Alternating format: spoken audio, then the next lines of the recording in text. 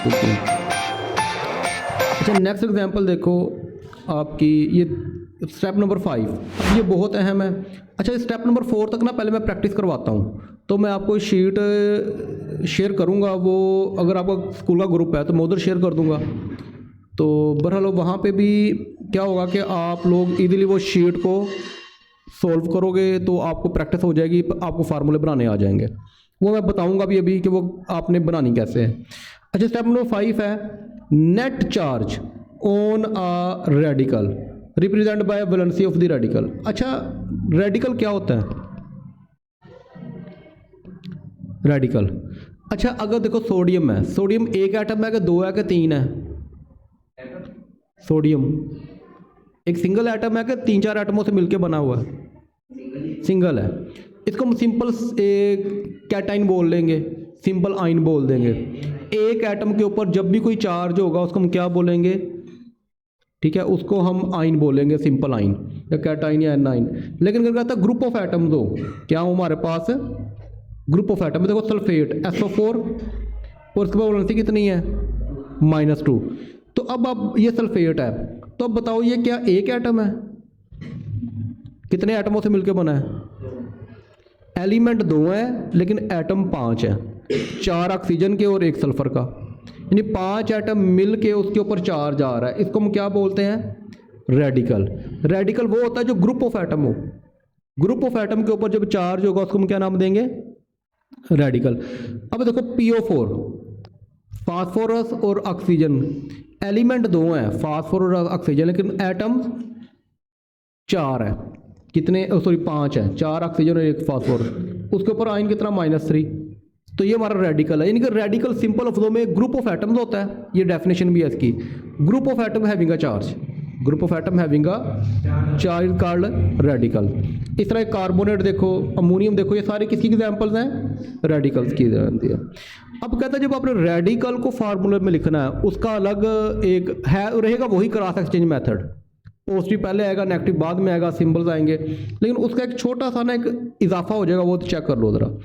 अब मैग्नीशियम है, मैग्नीशियम का सिंबल आता है किसी को?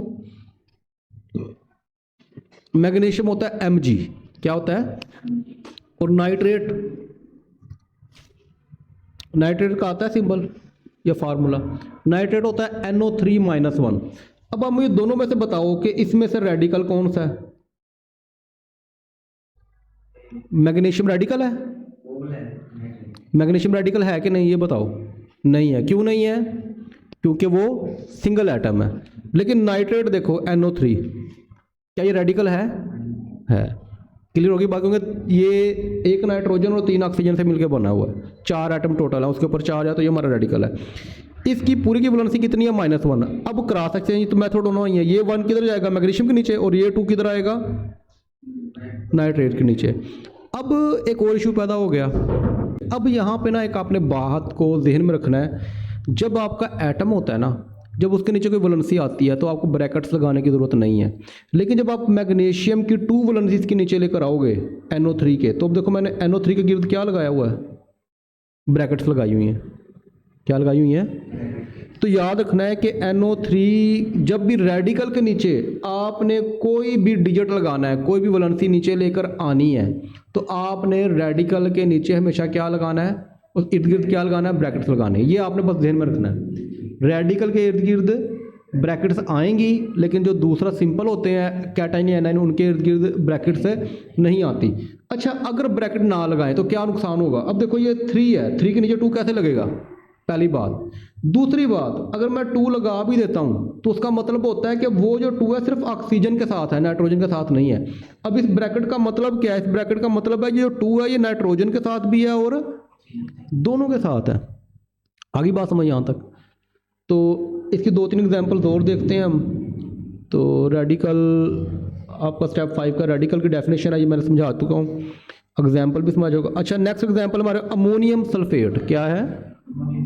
अब आप बताओ अमोनियम का अगर सिंबल नहीं याद तो ये देखो NH4+1, NH4+1 है, और सल्फेट का SO4-2। अब आप बताओ इनमें से रेडिकल कौन सा है? अमोनियम रेडिकल है कि नहीं है? गुड, शाबाश।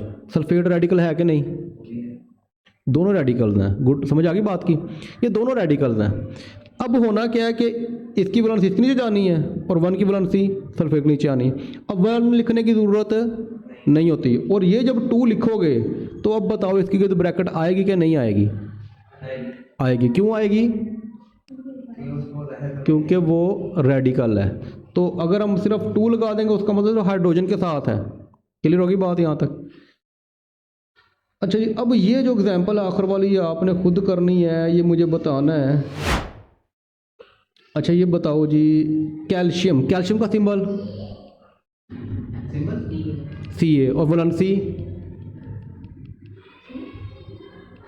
+2 होती है। हाइड्रोक्साइड का पता है? OH -1। ठीक है। अब आपने ये वैलेंसी इसके नीचे जाएगी और ये 2 उसके नीचे आएगा। अच्छा क्या फार्मूला बनेगा जल्दी बताओ ज़रा।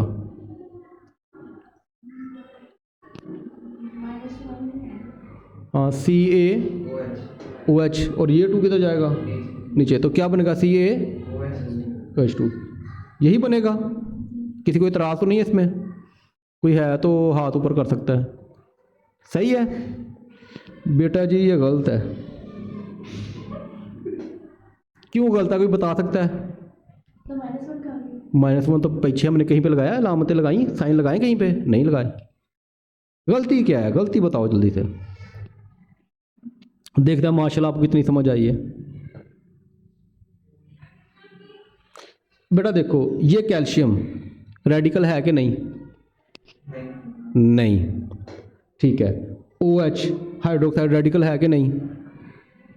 OH के अंदर कितने एटम है? एक एटम है कि ज़्यादा है? एक है। ऑक्सीजन एक है, हाइड्रोजन एक, टोटल कितने हो गए? 2। तो बेटा ये तो रेडिकल है। OH जो है वो रेडिकल है। अब इस मैंने वही जो बात की, देखो ना, कैल्शियम हाइड्रोक्साइड, ये जो 2 लगा है ना, अब इसका मतलब है ये सिर्फ हाइड्रोजन के 2 है, इसका ऑक्सीजन के साथ कोई लेना देना नहीं। लेकिन जब आप ब्रैकेट लगाओगे ना, देखो मैंने ब्रैकेट लगाई, तो इसका मतलब क्या, ये जो 2 है ये हाइड्रोजन का भी है और ऑक्सीजन का भी है।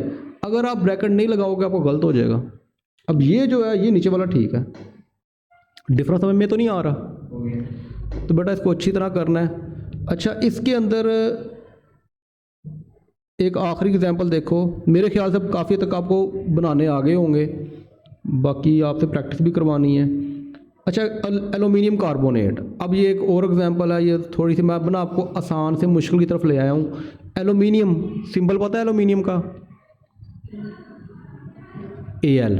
वैलेंसी कितनी होती है? +3 होती है। क्या होती है? और कार्बोनेट की CO3 -2। अब आप मुझे बताना है कि इसका फार्मूला क्या बनेगा। अब ये जो 2 है किधर जाएगा? ये 3 इधर आ जाएगा और ये 2 आपका उधर चल जाएगा। अब ये देखो, ये 2 इधर जाएगा। अब ये देखो जो एल्यूमिनियम है, ये 3 जो जब जाएगा इधर, अब ये तो हमारा रेडिकल है, तो इधर ब्रैकेट लगाएंगे, लाजमी लगा। लेकिन एल्यूमिनियम रेडिकल है? एल्यूमिनियम रेडिकल नहीं, ये सिंगल एटम है। तो जब ये 2 जब इसके नीचे आएगा तो मैंने एल्यूमिनियम की ब्रैकेट लगाई? नहीं लगाई। इसका मतलब क्या है कि जो ये 2 एल्यूमिनियम के नीचे जाएगा तो उधर ब्रैकेट नहीं लगानी। क्यों नहीं लगानी? क्योंकि वो सिंगल एटम है। तो ये आपने बातों का लाजमी ख्याल रखना है। जब तक आप इन बातों का ख्याल नहीं रखोगे तो ये आपका सोल्व नहीं होगा। ठीक है, ये मुकम्मल। अब ये जो शीट तैयार की है ना, इसके अंदर मैंने ये येलो वाला है ना, ये सारे पॉजिटिव आयन रखे हुए हैं और वही एलिमेंट रखे हैं जो कि आपके इस्तेमाल होंगे 9th में भी और 10th में भी। इसके अलावा इंशाल्लाह कोई नहीं आएगा। अच्छा उसके बाद ये देखो, मैंने हाइड्रोजन है, उसको किससे ज़ाहिर करते हैं? चार्ज क्या है? +1 है। ये सिंबल आपने याद रखना है, H+1 होता है, यानी H की वैलेंसी क्या होती है? +1 होती है। +1 होती क्यों है? इसकी रीज़न क्या है ये मैं इंशाल्लाह आगे बताऊँगा। और इसका एटॉमिक मास जो बोर्ड के लिहाज से अहम है, जो काम आएगा आपको, जिसके ज़रिए आपके जितने आगे मैंने मासेस निकालने हैं वो क्या हो जाएंगे, वो भी इसके अंदर आ जाएंगे। वो एक AMU होता है। ठीक है, यानी कि जो मासेस अहम है, अब देखो ना मैंने यहाँ पे अमोनियम का नहीं दिया, वो अहम नहीं है। कैल्शियम का, मैग्नीशियम का दिया हुआ, जिंक का नहीं दिया हुआ, क्योंकि उसकी ज़रूरत नहीं याद रखने की। ये वाले सिंबल आपने एटॉमिक मासेस लाजमी याद रखने हैं। इस तरह यहाँ पे देखो क्लोराइड का मैंने 35.5 दिया, फ्लोरीन का नहीं दिया, ब्रोमीन का, नाइट्रेट का, इन किसी का नहीं दिया, क्योंकि सिर्फ यही याद रखने वाला है। और यही आपके यानी कि ना जो क्वेश्चन है ना बोर्ड के अंदर, जो मॉलिक्यूलर मास, फार्मूला मास जो मैंने आगे सिखाने हैं आपको, उसके अंदर काम आएंगे। अच्छा पर वो तो बात की बात है, मैं तो बात कर रहा हूँ यहाँ पे केमिकल फार्मूला बनाने की। तो बेटा इसके अंदर ये पॉजिटिव वाले मैंने इस साइड पे लिखे हैं येलो में, और ये जो दूसरा कलर है वायलेट कलर, इसके अंदर मैंने कौन से रखे हैं, नेगेटिव आइन वाले। तो ये बेटा आपने बोला क्या करना है, ये शीट आपको मैं दूंगा ऐसे, ये देखो हाइड्रोजन क्लोराइड लिखा हुआ फार्मूला।